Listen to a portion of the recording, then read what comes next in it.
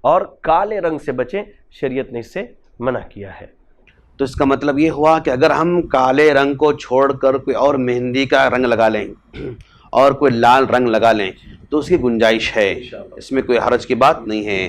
تو شیخ نے واضح کر دیا، چاہے وہ نکاح سے پہلے ہو یا نکاح کے بعد ہو، یعنی ہم وائٹ بالوں کو بالکل بلیک نہیں کر سکتے ہیں۔ اگر ہم ایسا کر رہے ہیں تو ایک معنی میں ہم دھوکہ دے رہے ہیں، سامنے والے کو ہم دھوکہ دے رہے ہیں، لہذا دھوکہ دینا اسلام میں جائز نہیں ہے۔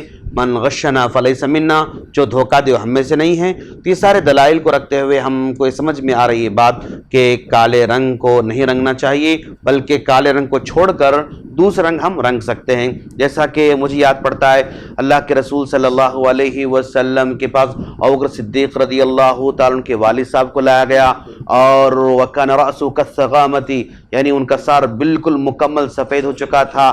تو آپ صلی اللہ علیہ وسلم نے کہا غیروا ھذا، اس سفیدی کو بدلو، وَاجْتَنِبُوا السَّوَادَ، لیکن کالا رنگ مت کرو۔ اللہ کے رسول صلی اللہ علیہ وسلم نے اس طرح کی تلقین فرمائی تھی۔